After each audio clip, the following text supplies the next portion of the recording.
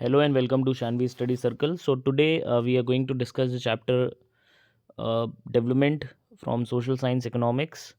Chapter बहुत ही easy way में bilingual language में एक्सप्लेन किया गया है और एनसीईआरटी को पूरी तरह से फॉलो किया गया है। दूसरे चैप्टर्स भी सोशल साइंस के अवेलेबल हैं चैनल पे, तो चैनल को लाइक और सब्सक्राइब ज़रूर करें। शुरू करते हैं चैप्टर का एक्सप्लेनेशन।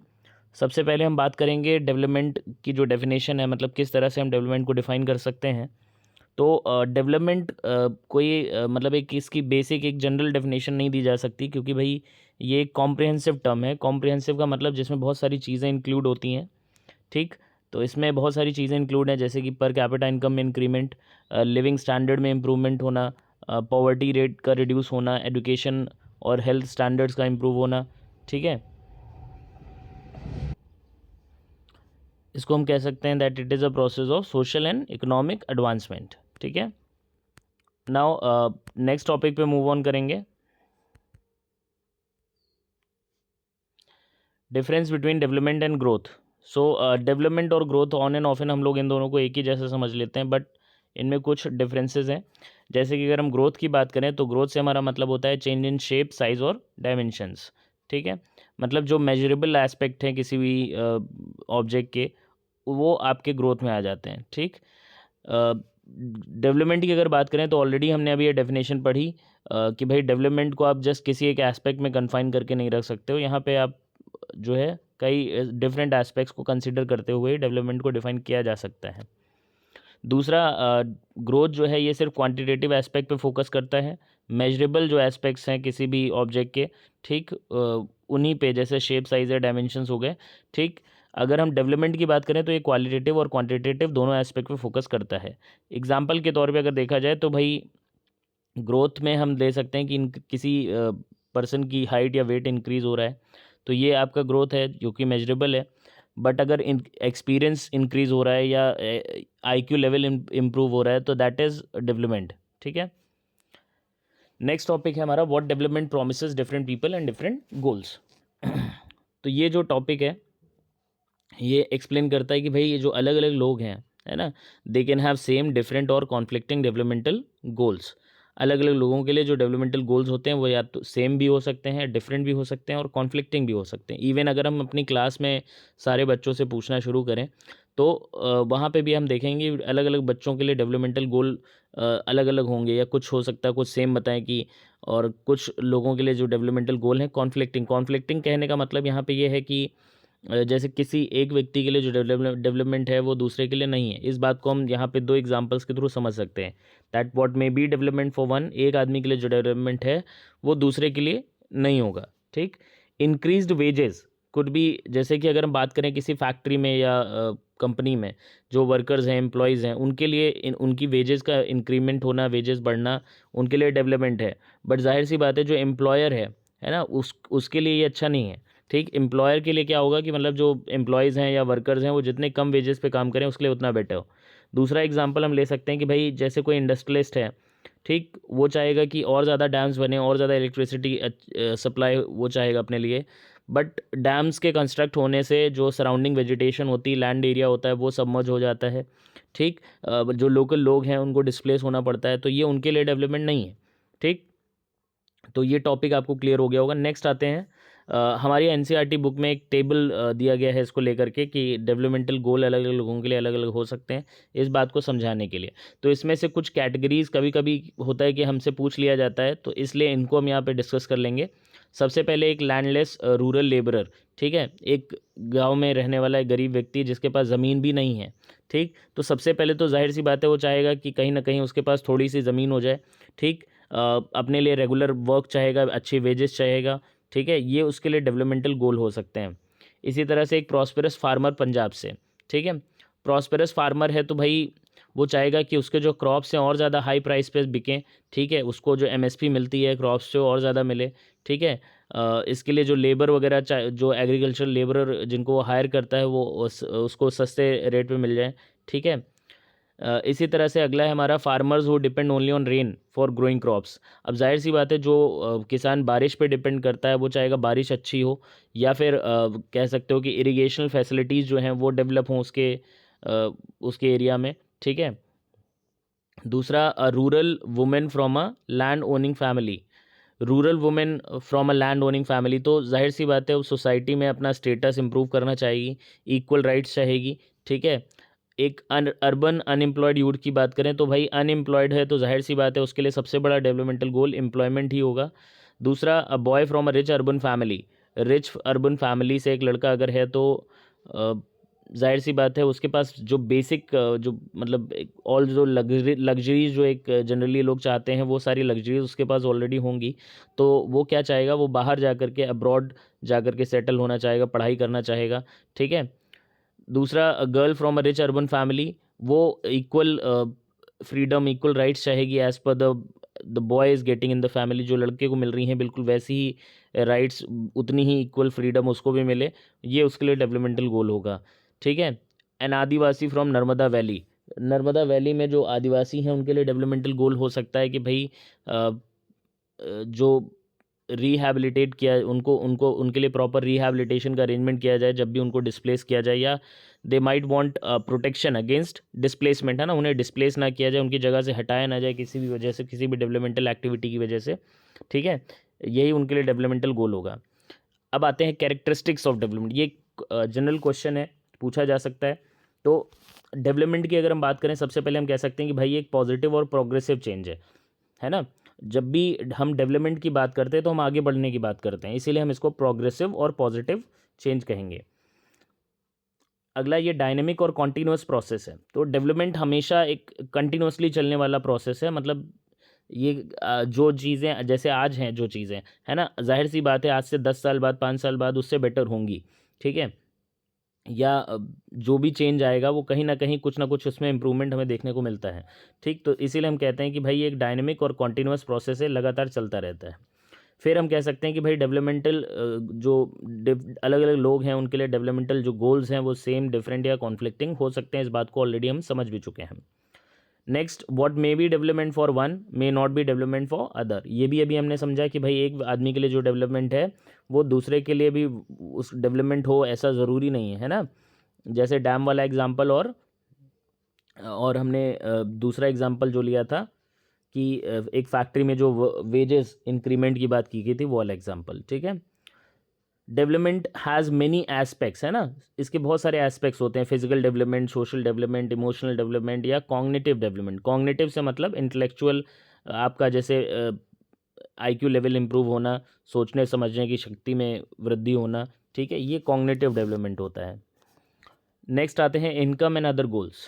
तो यहाँ पे हमारे लिए क्वेश्चन होता है कि भाई what goals other than income are important for us in our life and why, ठीक। इनकम के अलावा और क्या चीज़ें ज़रूरी होती हैं हमारी लाइफ में और क्यों, ठीक है। तो हम सभी को भाई बेटर इनकम, हर आदमी चाहता है कि उसकी इनकम डेली बढ़ती जाए और ज़्यादा वेल्थ वो गेन करे, ठीक है।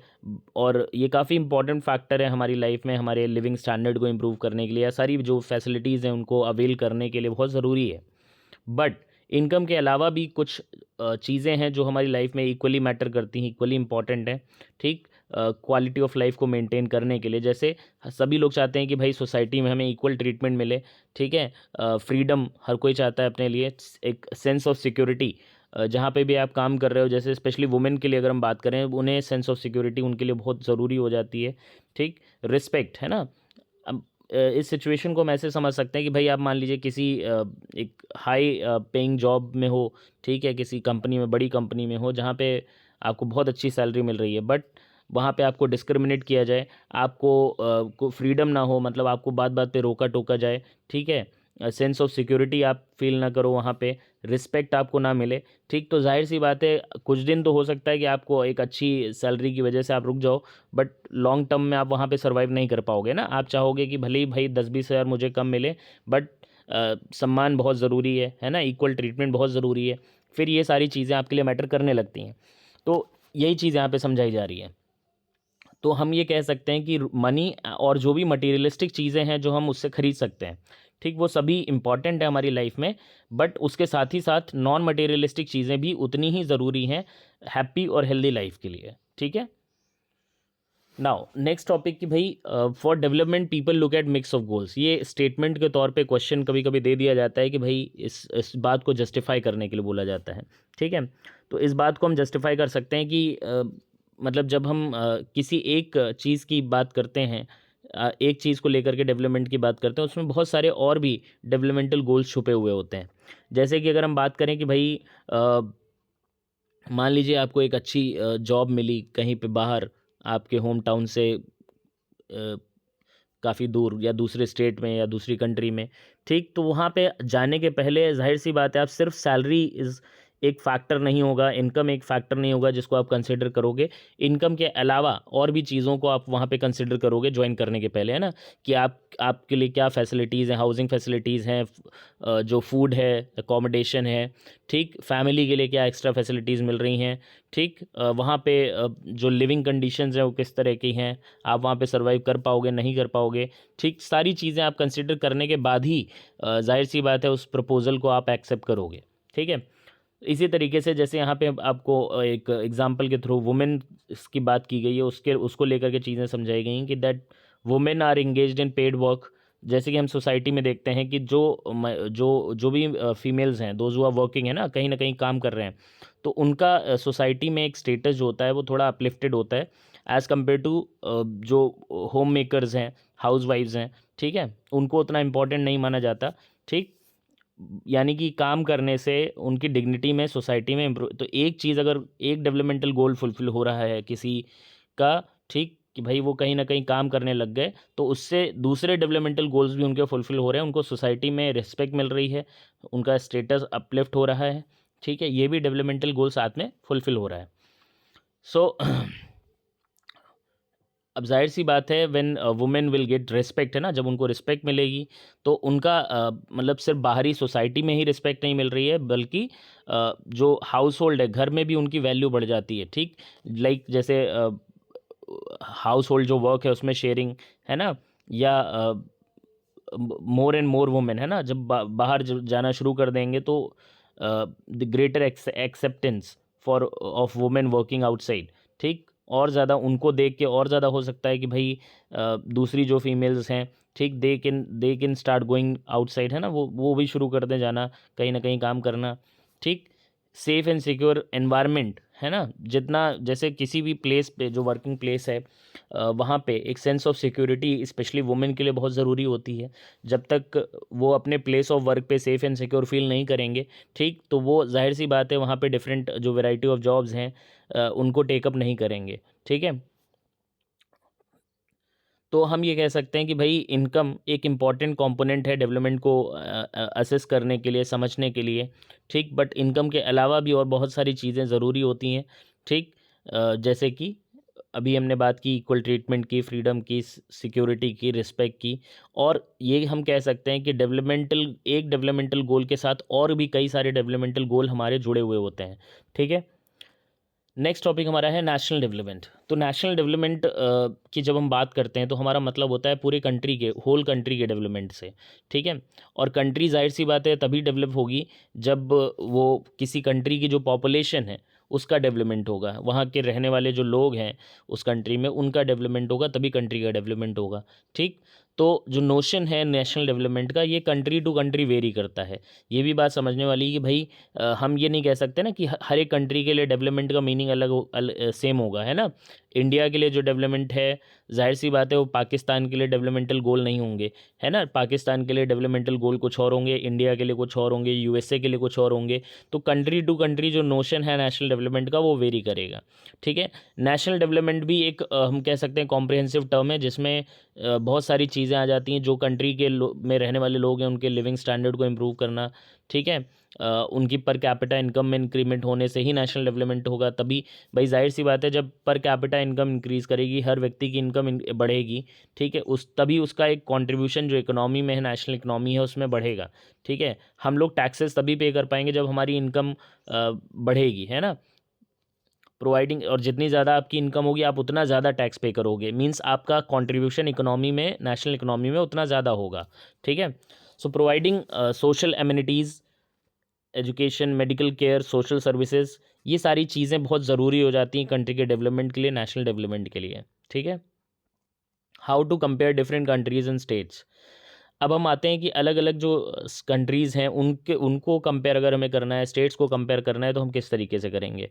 ठीक, तो यहाँ पे दो क्राइटेरियाज़ हैं अलग अलग, जो कि दो हमारी जो एजेंसीज़ हैं यूएन की, एक वर्ल्ड बैंक और दूसरा यूएनडीपी, अलग अलग क्राइटेरिया यूज़ करते हैं। तो सबसे पहले हम बात करेंगे वर्ल्ड बैंक की, क्या क्राइटेरिया वर्ल्ड बैंक यहाँ पे यूज़ करता है कंट्रीज़ को कंपेयर करने के लिए।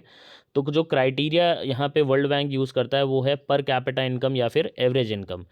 पर कैपिटा इनकम या एवरेज इनकम की अगर हम बात करें तो ये जो टोटल इनकम होती है किसी भी कंट्री की, total income of the country divided by total population. ठीक, इस तरह से हम इसको फाइंड आउट कर सकते हैं।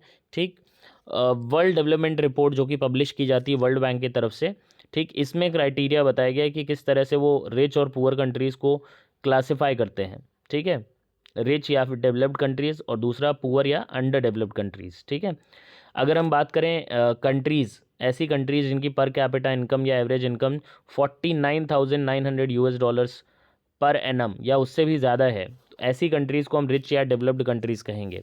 दूसरा, द कंट्रीज़ विद पर capita income of 25,000 US dollars per annum, ठीक है, सालाना जो उनकी पर कैपिटा इनकम है वो 25,000 यूएस डॉलर्स है या उससे भी कम है। ठीक, तो उनको हम पुअर या अंडर डेवलप्ड कंट्रीज़ कहेंगे। इसी तरह से इंडिया की अगर हम बात करें, इंडिया की पर कैपिटा इनकम क्या है, वो है 6700 यूएस डॉलर्स पर एनम। ठीक, अब ये जो डेटा है ये हो सकता है आने वाले टाइम में अपडेट भी होगा, तो जब अपडेट होगा तो आपको जो लेटेस्ट एडिशन होगा एनसीईआरटी का, ठीक, उसमें से आपको यहाँ से डेटा को रेफ़र करना पड़ेगा। ठीक है, ओके, नेक्स्ट टॉपिक इज़ इस एवरेज पर कैपिटा इनकम या एवरेज इनकम के कॉन्सेप्ट को हम यहाँ पे एक और एग्जांपल लेकर के समझ सकते हैं। ये एनसीईआरटी से ही कैरी किया गया है। सो यहाँ पे दो कंट्रीज़ हम कंसिडर कर रहे हैं, ए और बी। ठीक है, कंट्री ए एंड बी, और सिंपली थोड़ा सा चीज़ों को सिंपल बनाने के लिए यहाँ सिर्फ माना गया है कि भाई कंट्री ए और बी में सिर्फ 5 फैमिलीज़ हैं। ठीक, और उनकी जो मंथली इनकम है वो यहाँ पे हमें शो की गई है। ठीक, तो अगर हम कंट्री ए और बी दोनों का जो पर कैपिटा इनकम है वो कैलकुलेट करें तो किस तरह से कैलकुलेट करेंगे भाई, अभी हमने फॉर्मूला पढ़ा कि जो टोटल इनकम है कंट्री की डिवाइडेड बाय टोटल पॉपुलेशन। ठीक है, तो यहाँ पे हम जैसे कि हम मैथ्स में एवरेज निकालते हैं ना, sum of observation upon number of observation, उसी तरीके से ये क्वेश्चन इसके ऊपर फ्रेम किया गया है। ठीक है, कि भाई ये दो कंट्रीज़ की हमारी एवरेज इनकम दे दी गई। ठीक है, 5 जहाँ पे फैमिलीज़ कंसिडर की गई हर एक कंट्री में। तो सबसे पहले हम यहाँ पे एवरेज इनकम कैलकुलेट करेंगे ए और बी की। एवरेज इनकम कैसे कैलकुलेट की गई, यहाँ पे हम देख सकते हैं कि भाई सारी कंट्रीज़ की जो इनकम थी उनका सम किया गया एंड डिवाइडेड बाय 5। तो इस तरह से हमारी एवरेज इनकम कंट्री ए और कंट्री बी की आ गई है। फिर दूसरा क्वेश्चन हमसे पूछा गया कि भाई क्या दोनों ही कंट्रीज़ इक्वली डेवलप्ड हैं। अगर हम यहाँ पे ध्यान दें तो देखो पर कैपिटा इनकम जो दोनों कंट्रीज़ की है वो बिल्कुल बराबर आई है। तो इसके बेसिस पे अगर हम कहें तो भाई दोनों कंट्रीज़ इक्वली डेवलप्ड हैं। ठीक है, बट अगर हम यहाँ पे हर एक जो फैमिलीज़ हैं, 5 फैमिलीज़ हैं जिनकी हम इनकम कंसिडर कर रहे हैं यहाँ पे, तो दोनों कंट्रीज़ में अगर हम कंपेयर करके देखें तो हमें यहाँ समझ में आ रहा है कि भाई कंट्री बी में पहले 4 में तो बिल्कुल बराबर था, बट आखिरी में एकदम से बहुत बड़ा डिफरेंस क्रिएट हो गया। ठीक है, बट यहाँ पे अगर हम देखें कंट्री ए में तो जो पांचों फैमिलीज़ हैं उनकी इनकम में बहुत ज़्यादा अंतर नहीं है। ठीक, मतलब यहाँ पे हम कह सकते हैं कि इवन डिस्ट्रीब्यूशन वेल्थ का है कंट्री ए में, तो इसलिए कंट्री ए ज़्यादा बेटर होगी as compare to country B. ठीक है, तो पहले बात तो कि दोनों कंट्रीज़ इक्वली डेवलप्ड नहीं है, और दूसरा कंट्री ए यहाँ पे बेटर है क्योंकि यहाँ पे इनकम का इक्वल डिस्ट्रीब्यूशन है। ठीक है, यही बात हमारी एनसीईआरटी में भी बताई गई कि भाई कंट्री ए जो है यहाँ पे इक्विटेबल डिस्ट्रीब्यूशन है वेल्थ का। ठीक है, यहाँ पे कह रहा है कि in this country people are neither very rich nor extremely poor, जबकि अगर हम कंट्री बी की बात कर रहे हैं, ठीक, तो यहाँ पे most of the citizens are poor, क्योंकि 500 रुपीज़ सिर्फ वहाँ पे इनकम देखने को मिल रही थी। ठीक, और एक आदमी जो है बहुत ज़्यादा रिच है, 48,000 उसका इनकम था टोटल। ठीक है, तो इसलिए मतलब इवन डिस्ट्रीब्यूशन बिल्कुल भी नहीं है यहाँ पे, इसलिए कंट्री ए यहाँ पे बेटर रहेगी। ठीक है, अब आते हैं अगले टॉपिक पे जो है हमारा income and other criteria. Means already हम बात कर चुके हैं कि भाई इनकम एक इम्पॉर्टेंट क्राइटेरिया है किसी भी कंट्री के डेवलपमेंट को असेस करने के लिए, एक इम्पॉर्टेंट एट्रीब्यूट है। बट इनकम के अलावा भी कुछ और एट्रीब्यूट्स हैं, क्राइटेरियाज हैं, जिनके बेसिस पे हम कंट्रीज़ को कंपेयर करते हैं, और यही पैटर्न यूएनडीपी यहाँ पे फॉलो करता है। यूएनडीपी जो कि स्टैंड करता है United Nation Development Plan Programme के लिए, जो कि एक यूएन की एजेंसी है। ठीक है, नाउ ये अपार्ट फ्रॉम इनकम कह सकते हैं हम, एजुकेशन लेवल और हेल्थ स्टैंडर्ड के बेसिस पे यूएनडीपी यहाँ कंट्रीज़ को कंपेयर करता है। ठीक है, कुछ और फैक्टर्स कौन से हैं, जैसे HDI, human development index, life expectancy. Life expectancy से हमारा मतलब होता है कि जो एक्सपेक्टेड नंबर ऑफ ईयर्स होते हैं, कह सकते हैं कि average expected years that a person is, average number of years that a person is expected to live, है ना, एक औसत जो उम्र बताई जाती है एक आदमी की कंट्री में कि कितने साल तक वो जीवित रह सकता है। लिटरेसी रेट, जो लिटरेट पॉपुलेशन को बताएगा। आईएमआर, इन्फेंट मॉर्टेलिटी रेट, यानी कि जो शिशु मृत्यु दर होती है ना, कि number of infant that die before attaining the age of 1 year, 1 साल की उम्र पूरी करने के पहले ही जो बच्चे मर जाते हैं। ठीक, नेट अटेंडेंस रेशियो, जो कि आपके स्कूल गोइंग जो चिल्ड्रन हैं उनके बारे में बताएगा। ठीक है, तो बात करें यहाँ पे यूएनडीपी की, तो यूनाइटेड नेशन डेवलपमेंट प्रोग्राम, जो कि एक यूएन की एजेंसी है। ठीक, इसका काम क्या है, ये हेल्प करता है डिफरेंट कंट्रीज़ को against to fight against poverty. ठीक, सस्टेनेबल डेवलपमेंट के गोल को अचीव करने में। ठीक है, और इसके अलावा ये जो है हर एक कंट्री को अपने आप में सेल्फ सफिशिएंट बनने में हेल्प करता है, कि भाई हर एक कंट्री अपने आप में सेल्फ सफिशिएंट बने, प्रॉस्पेरस बने। ठीक है, इसके लिए हेल्प करता है। यूएनडीपी जो है यहाँ पे एक रिपोर्ट पब्लिश करता है जिसका नाम है ह्यूमन डेवलपमेंट रिपोर्ट, जो कि एक्चुअली में एक रैंकिंग होती है, हम कह सकते हैं। ठीक है, इसमें डिफरेंट कंट्रीज़ को रैंक किया जाता है after comparing them on the basis of education, health and पर कैपिटा इनकम, और इसी रैंकिंग को हम लोग एचडीआई रैंकिंग कहते हैं।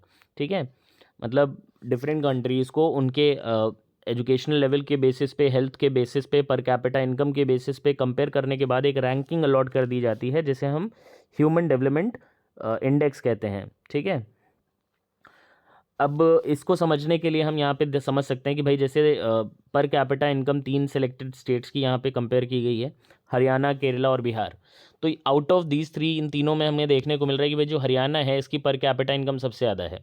ठीक, इस बेसिस पे अगर हम मतलब वर्ल्ड बैंक के क्राइटेरिया पे अगर हम जाएँ तो हरियाणा ही सबसे ज़्यादा डेवलप्ड स्टेट होगी। ठीक है, बट यहाँ पे एक दूसरा टैबुलर कंपैरिजन है हमारे पास, जहाँ पे इनकम के अलावा जो दूसरे एट्रीब्यूट्स हैं उनके बेसिस पे हमने तीनों स्टेट्स को कंपेयर किया है। तो यहाँ पे अगर हम हरियाणा में देखें, इन्फेंट मॉर्टेलिटी रेट जो है, ठीक है, इन्फेंट मॉर्टेलिटी रेट यानी जो the children that die before attaining the age of 1 year, है ना, 1 साल की उम्र पूरी करने के पहले जो बच्चे मर जाते हैं पर 1000। ठीक है, तो इसकी अगर हम बात करें, ये यहाँ पे 30 है। ठीक है, लिटरेसी रेट यहाँ पे 82% है, और जो नेट अटेंडेंस रेशियो है, number of school going children जो है, ठीक है, वो आपका 61 है पर 100 बच्चे। ठीक है, केरला में इन्फेंट मॉर्टेलिटी रेट अगर हम देखें बहुत कम है। ठीक है, लिटरेसी रेट हरियाणा से ज़्यादा है, और नेट अटेंडेंस रेशियो भी हरियाणा से ज़्यादा है। बिहार में अगर हम बात करें, इन्फेंट मॉर्टेलिटी रेट सबसे ज़्यादा है, लिटरेसी रेट सबसे कम है, और नेट अटेंडेंस रेशियो भी सबसे कम है। तो इन तीनों फैक्टर्स के बेसिस पे, अगर एट्रीब्यूट्स के बेसिस पे हम तीनों स्टेट्स को कंपेयर कर रहे हैं, तो यहाँ पे हमें समझ में आ रहा है कि भाई केरला सबसे बेस्ट स्टेट है। ठीक है, अगर इनकम को छोड़ के हम इन एट्रीब्यूट्स को कंसिडर करके अगर हम क्लासिफाई करें, ठीक, तो केरला यहाँ पे सबसे बेस्ट स्टेट है और बिहार सबसे वर्स्ट स्टेट है। ठीक है, तो यानी कि हम ये कह सकते हैं कि इनकम सिर्फ एक क्राइटेरिया नहीं है जिसके बेसिस पे हम कंट्रीज़ या स्टेट्स को कंपेयर करते हैं। इनकम के अलावा ये कुछ एट्रीब्यूट्स हमारे पास हैं जिनके बेसिस पे हम कंपैरिजन यहाँ पे करते हैं, और यही बेसिक डिफरेंस है जो क्राइटेरिया यूज़ किया जाता है वर्ल्ड बैंक और यूएनडीपी की तरफ से। ठीक है, वर्ल्ड बैंक सिर्फ इनकम के बेसिस पे, पर कैपिटा इनकम के बेसिस पे कंपेयर करता है कंट्रीज़ को, जबकि यूएनडीपी जो है इनकम, साथ में एजुकेशन लेवल, हेल्थ लेवल, और एजुकेशन और हेल्थ, इन तीनों के बेसिस पे कंपैरिजन यहाँ पे ड्रॉ करता है। ठीक है, अब हम बात करेंगे यहाँ पे जो हमारी नेबरिंग कंट्रीज़ हैं उनकी एचडीआई रैंकिंग यहाँ पे हमको दी गई है, ठीक है। तो यहाँ पे सबसे अगर इंडिया की एचडीआई रैंकिंग देखी जाए तो यहाँ पे 130 बताई गई है, अपडेटेड डेटा है ये, ठीक है। और नेपाल या पाकिस्तान की एचडीआई रैंकिंग देखी जाए तो हमसे ज़्यादा है, ठीक है। अब यहाँ पे हमें ये नहीं समझना है कि भाई एचडीआई रैंकिंग जिस कंट्री की जितनी ज़्यादा होगी वो उतनी ज़्यादा डेवलप्ड है, ऐसा नहीं है, ठीक है। एचडीआई रैंकिंग समझ, आप इस बात को ऐसे समझें कि एचडीआई रैंकिंग जिसकी 1 होगी, है ना, एचडीआई रैंकिंग जिसकी 1 होगी वो सबसे आगे होगा ना। एचडीआई रैंकिंग जिसकी 10 होगी वो थोड़ी ना आगे होगा, ठीक। इसी तरह से एचडीआई रैंकिंग जिसकी जितनी ज़्यादा है वो उतना ही पीछे होगा, और जिसकी जितनी कम है वो उतना ही ज़्यादा डेवलप्ड कंट्री मानी जाएगी, ठीक है। ये बात हम यहाँ पे समझेंगे। और ये जो एचडीआई रैंकिंग यहाँ पे डिफरेंट कंट्रीज़ ये जो नाम दे रखे हैं हमारे सामने, ये जो एचडीआई रैंकिंग अलॉट की गई है ये इनके पर कैपिटा इनकम के बेसिस पे, लाइफ एक्सपेक्टेंसी और जो मीन ईयर्स ऑफ स्कूलिंग यानी कि जो एजुकेशन लेवल है उसकी जिसकी बात कर रहे थे, इन तीनों को कंपेयर करने के बाद ये रैंकिंग अलॉट की गई है, ठीक है। नाउ सिग्निफिकेंस ऑफ एचडीआई, ठीक। तो एचडीआई भाई एक स्टैटिस्टिकल मेजर है, ठीक है, जो कि डेवलप किया गया था महबूब उल हक, जो कि एक पाकिस्तानी इकोनॉमिस्ट हैं, ठीक। और इन्होंने एचडीआई मतलब डेवलप का कॉन्सेप्ट जो था, एचडीआई जो स्टैटिस्टिकल मेजर है इसको डेवलप किया था। बाद में इसे यूएनडीपी ने अडॉप्ट कर लिया कंट्रीज़ के डेवलपमेंट को मेजर करने के लिए, ठीक। अब यूएनडीपी जो है डिफरेंट कंट्रीज़ को कंपेयर करता है on the basis of their education level, health status, पर कैपिटा इनकम, और फिर फाइनली उनको एक एचडीआई रैंकिंग अलॉट करता है, ठीक है। अगला टर्म हमारा है जो यहाँ पे वो है बॉडी मास इंडेक्स, ठीक। तो भाई बॉडी मास इंडेक्स एक तरीका है जिसके थ्रू हम ये पता कर सकते हैं कि हम लोग जो हैं हम प्रॉपरली नरिश्ड हैं कि नहीं हैं, ठीक। और जनरली इस टर्म का इस्तेमाल जो न्यूट्रिशन साइंटिस्ट होते हैं वो करते हैं, ठीक। तो हम कह सकते हैं कि बीएमआई जो है ये it is use to indicate a person as underweight. अब आपका वज़न कहीं कम तो नहीं है, जो नॉर्मल रेंज है उससे नॉर्मल हो आप, या ओवरवेट हो, ज़्यादा वज़न है, ठीक है, on the basis of tissue mass जो बॉडी मास है हमारा, और जो हाइट है, ठीक। तो यहाँ पे फॉर्मूला जो निकल के आता है बीएमआई का वो है weight upon square of height, weight upon square of height. Weight यहाँ पे केजीज में रहेगा, और अगर हम यूनिट की बात करें तो हम यहाँ पे केजी पर मीटर स्क्वायर कह सकते हैं, ठीक है। पब्लिक फैसिलिटीज़ जो होती हैं भाई, जो बेसिक फैसिलिटीज़ जो ऑलराउंड डेवलपमेंट के लिए ज़रूरी हैं, ठीक। तो जैसे एजुकेशन है, फूड है, हेल्थ है, electricity, sanitation, safe drinking water, shelter, security, जो कि कलेक्टिवली कह सकते हैं गवर्नमेंट की यहाँ रिस्पॉन्सिबिलिटी होती है ये बेसिक फैसिलिटीज़ पब्लिक को प्रोवाइड कराने की, ठीक है। तो इन्हीं को हम पब्लिक फैसिलिटीज़ कहते हैं, और ये इंपॉर्टेंट है काफ़ी भाई, बिकॉज जो ये इंश्योर करती हैं कि जो बेसिक नीड्स हैं लोगों की वो फुलफ़िल हो रही हैं अफोर्डेबल वे में, ठीक है। अब जाहिर सी बात है ना, आप सोचिए कि भाई अगर जो गवर्नमेंट स्कूल्स का नेटवर्क पूरी थ्रू आउट द कंट्री हमारे स्प्रेड हो रखा है, ठीक। अब यही एजुकेशन अगर प्राइवेट हैंड्स में चले जाए, ठीक, तो क्या गरीब बच्चों को शिक्षा मिल पाएगी? नहीं, है ना। इसी तरीके से जो हेल्थ फैसिलिटीज़ की अगर हम बात करें, गवर्नमेंट हॉस्पिटल्स का network through out the country फैला हुआ है, तो जिससे गरीब लोगों को फ्री में इलाज मिल जा रहा है, वो नहीं मिल पाता। या इलेक्ट्रिसिटी की अगर हम बात करें, टोटली ये प्राइवेट हैंड्स में चली जाए, तो यहाँ पे भी गवर्नमेंट क्या करती है भाई, जो कॉस्ट ऑफ प्रोडक्शन आती है इलेक्ट्रिसिटी की वो ज़्यादा होती है, बट पब्लिक को वो कम रेट पे जो है सप्लाई की जाती है, ठीक। तो यही बात इसी अफोर्डेबिलिटी की हम यहाँ पे बात कर रहे हैं, ठीक है। नेक्स्ट आते हैं सस्टेनेबिलिटी ऑफ डेवलपमेंट। तो सस्टेनेबिलिटी ऑफ डेवलपमेंट ये एक बिल्कुल नया हमारे लिए बिल्कुल एक नया कॉन्सेप्ट है, ठीक है, जो रिसेंट टाइम में काफ़ी ज़्यादा इम्पॉर्टेंट बन चुका है कि सस्टेनेबल डेवलपमेंट की बात, अब हम जब भी हम डेवलपमेंट की बात करते हैं तो हम सस्टेनेबल डेवलपमेंट की बात करते हैं बेसिकली, ठीक। तो सस्टेनेबल डेवलपमेंट से हमारा मीनिंग क्या है एक्चुअली में, ये समझ लेते हैं पहले, ठीक है। सस्टेनेबल डेवलपमेंट से मतलब है कि भाई जो प्रेजेंट जनरेशन है उसकी ज़रूरतों को पूरा करना without compromising with the needs of future generation. मतलब आज जो भी डेवलपमेंटल एक्टिविटीज़ हो रही हैं वो इस तरीके से हों कि उससे फ्यूचर जनरेशन्स के लिए जो रिसोर्सेज हैं वो पूरी तरह से कंज्यूम ना हो जाए, उनके लिए भी चीज़ें बची रहें, ठीक। या फिर हम कह सकते हैं कि डेवलपमेंट इस तरीके से किया जाए जिससे जो एनवायरनमेंट है वो किसी भी तरह से उसको हार्म ना पहुंचे। ठीक है, development should be done in a sustainable way without harming the environment.